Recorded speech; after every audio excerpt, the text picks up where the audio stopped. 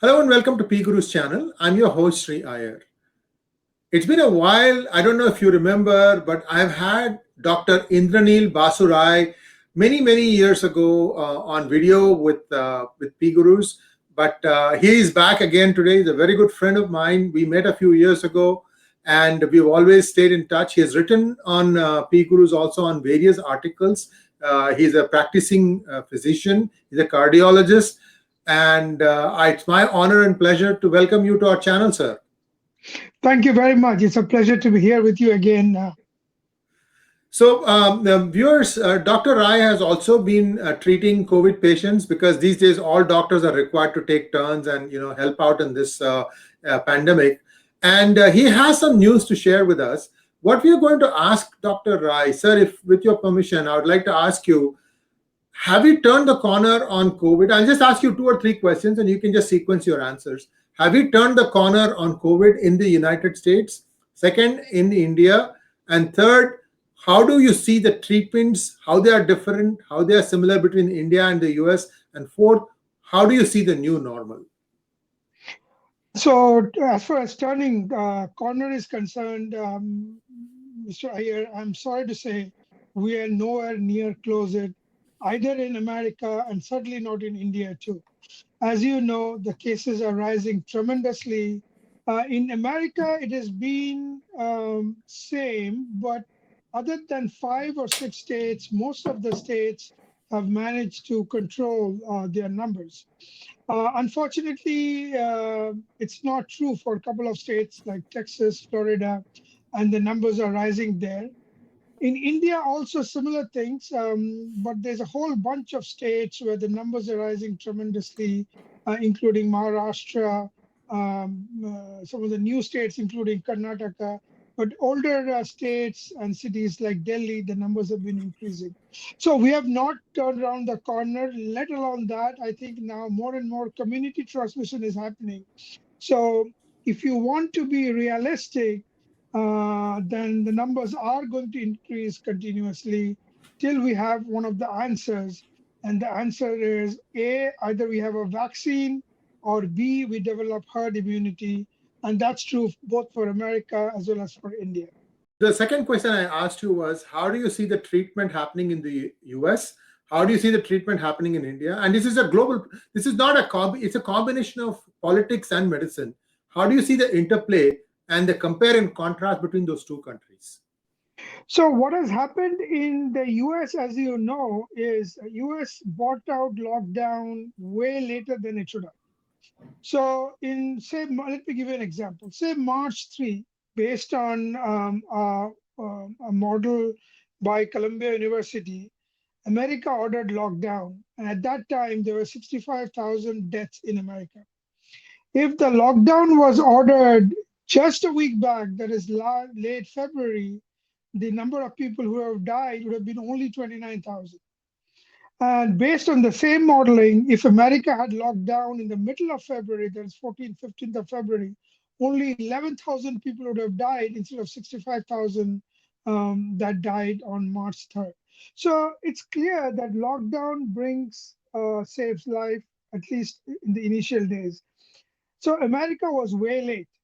And as a other proof to that is that, as you know, California initially had more patients than New York, but California clamped down aggressively, stopping people to go from beaches. People getting together was banned, and so see where California is today, and where New York is, with thousands and thousands of deaths. The story of India is actually similar. The difference is here: while the politicians, the government at the center in India did an extremely good job by completely bringing out lockdown as early as possible, thus the government in India has prevented a large number of deaths that could have occurred in India if they were misguided, if they delayed, if they were not quick in taking decision, as has happened in America for different reasons. It's both political and a couple of other reasons also. And I'll tell you what about that. So, so India did a great job by bringing in lockdown. So that did save life. Now, America, you have to understand. The disease started in America much earlier. So, and America, like bunch of other countries like Italy, got fooled by China for a long time. Even in the end of November, where now we have artificial intelligence a record showing there were hundreds and thousands of vehicles and hundreds and thousands of CT scan was being done in Wuhan. So we knew something was going on, but they continued to fool the world, saying nothing is going on, it should be fine. And even when they did record there's going to be that an abnormal pneumonia is taking place, they still continue to fool people by saying, oh, yeah, it is an abnormal pneumonia, but it doesn't look like it goes from person to person, and we will be able to control it. And what is worse is that, and America unfortunately was taken, became a victim of this ploy, was while China stopped, as you know, flights to all other cities in China from Wuhan, it continued to have flights to New York. So there are thousands of Chinese who came to New York, who went to Milan, and happily carried the coronavirus to all these places, creating a huge pandemic explosion. And I mean, it's not strange that Beijing is just 2 hours from Wuhan, and Beijing had 283 deaths, while you have more than 100,000 deaths in America, with New York leading. So America to some extent got fooled. Plus, there was obviously a political decision which was slightly delayed than what it should have been. But India has played an extremely good role, the political part of India. As far as treatment in both the countries go, there's huge differences, and that's what I think will make a big difference as to the future of COVID in India. So one of the thing is having a clear-cut protocol. Like US today, US, it's very clear that if you have COVID, 80 to 90% chance you'll have no symptoms or you'll have minimum symptoms. So there is no reason why you should go and fill up hospital beds and prevent the other guy who is sick, who has multiple comorbidities, who in all probability will be on ventilators and would need ventilators, and despite every other treatment might die if you don't treat him early enough. So that is a well regimented policy that is taking place in America. Second of all is there's fixed protocols. Like once you get admitted, you have certain symptoms, you are started on one of the other drugs. You could be a protocol for getting plasma, you could be on a protocol to get antiviral drugs like remdesivir, or you could be on a protocol to get other drugs like IL-6 inhibitors like tocilizumab and stuff like that based on what stage you are. In India, I find there's a massive confusion. I have physically talked to a lot of doctors, some of whom are actually actively treating COVID. There's a massive confusion. First and foremost, a ton of people who have money and can afford are getting admitted to hospital and filling up beds just because they can afford it, but they don't need the bed. They don't understand, what governments don't understand, what public health system don't understand, and certainly many physicians don't understand that this is a pandemic. You're not going to have one, two, 10, 100,000 patients. You're going to have lakhs of patients. You're going to have millions of patients. So in this case, it is very, very important to understand who needs what, because when you're in a pandemic and you have millions of cases, you cannot have infinite number of resources. Even a country like America, which is one of the richest country in the world, you cannot have infinite resources. So leave alone expecting that in India. Government is trying hard to provide ventilators. Government is pushing in funds to help the poor people. That being said, no government in India or even in America or anywhere on this earth can have infinite resources. So medical system or public health system should be tuned to make use of the resources in the best way. And now we have the mechanism to do that because this is 3 to 4 months post initial days of COVID when we had absolutely no infection. What the hell is this virus? What does it do? How does it enter the body? Which drug acts? We knew nothing. From there, we have come to a stage in America and Italy, in some of the other developed nations, we know a lot. So India should take advantage of this. The public health system should be tuned accordingly. People who know it or who can know it should be put into the job. and then taken from there. Now, quick question for you before I we go to the last question, which is the new normal question. I have a question for you. Do now the physicians in the American and Italian hospitals have some sort of a flow chart based on the symptoms that if this is the case, go this way, this is the case, go this way? And how good is the success rate on these? Well, listen, it's let me first put in a caveat. This is a new disease. Our experience is completely new. Having said that, this 3 to 4 months has given us a lot of information as to how to treat a COVID patient who is asymptomatic but might have COVID, one who is symptomatic but has mild COVID, one, and what are the signs and symptoms that they might go worse. And yes, unlike what happened in early February, March, even in April, right, literally bodies were thrown out like waste paper, both in Italy and in America. Now that is not happening because we know exactly, based on symptoms, based on signs, based on other features, which is likely to go on the bad way, on the severe or moderate to severe way, and who are less likely to do so. Now, remember, a physician has have to have a protocol. Now, there is no protocol on earth which is 100% foolproof, because then you have to be God. You cannot be a physician, you cannot live on earth. You have to be God. That's not possible.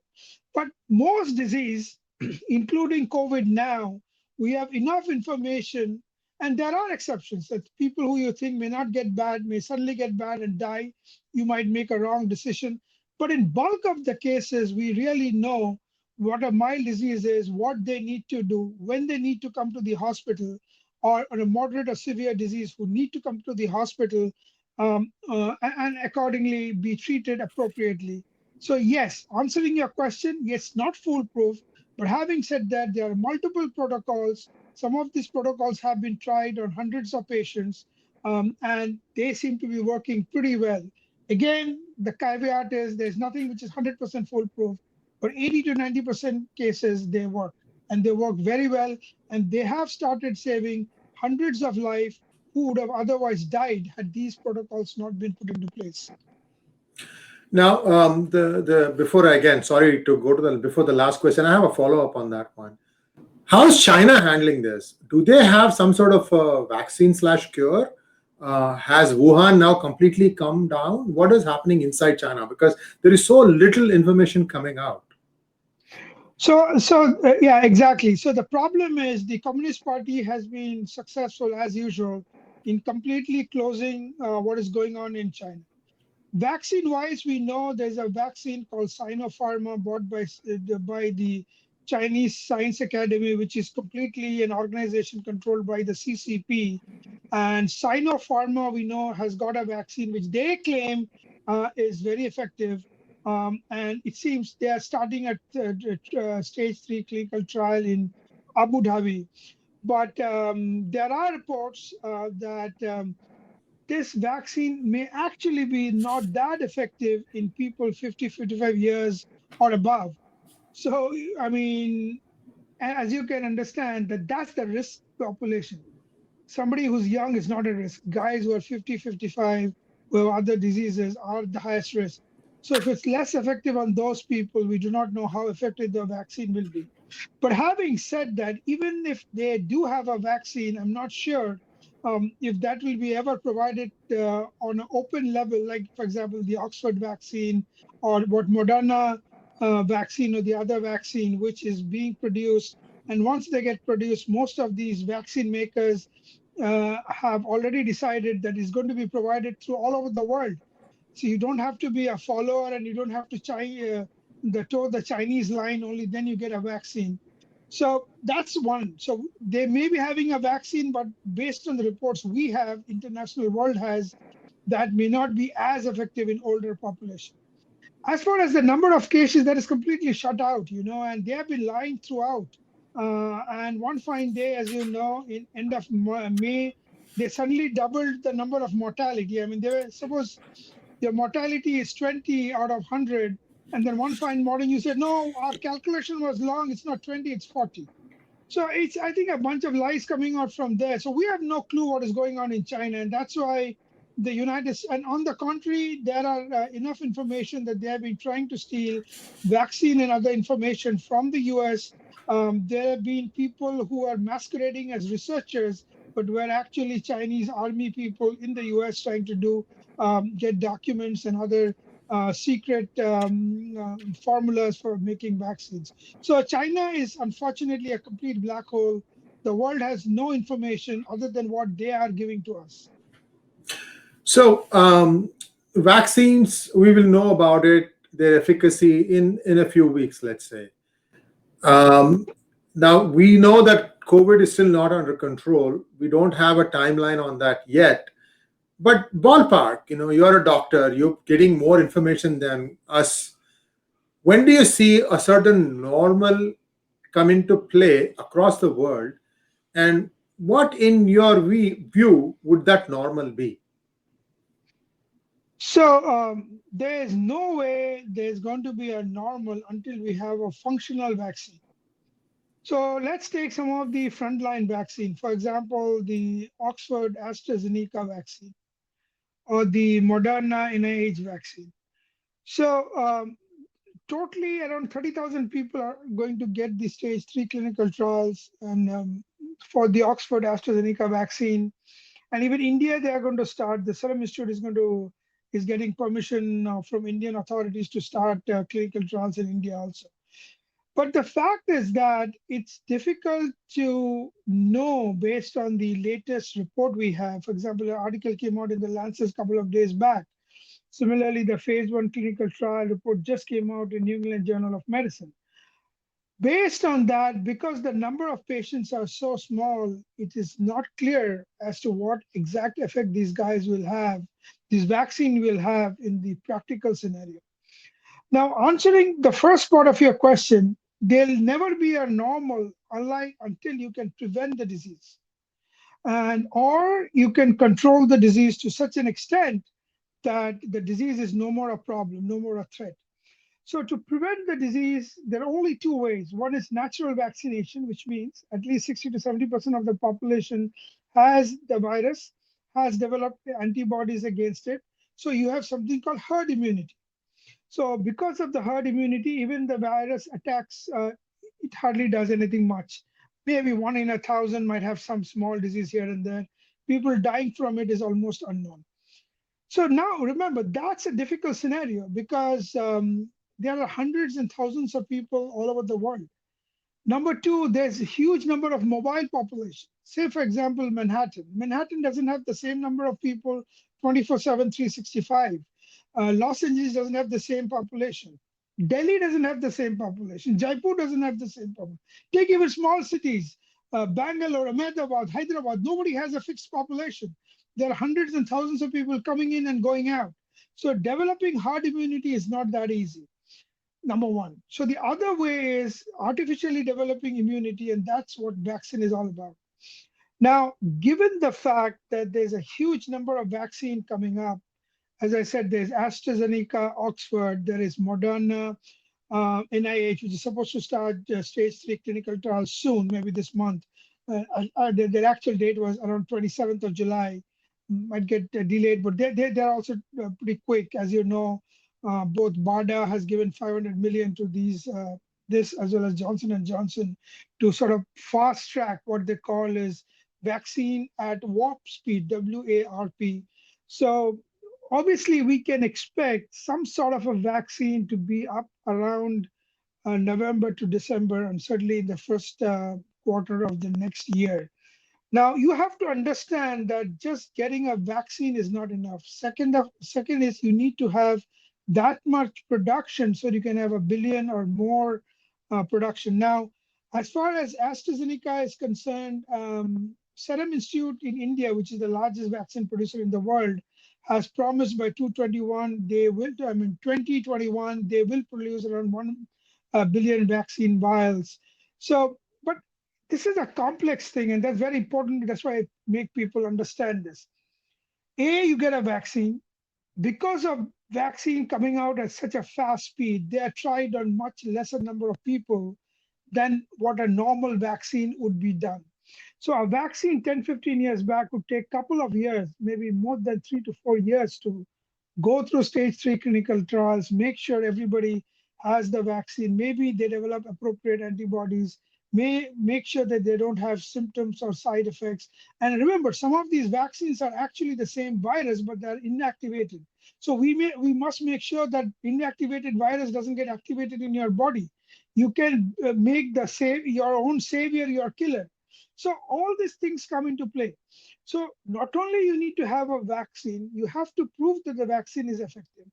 And after those two things is done, third is getting it to the millions of people all around the world.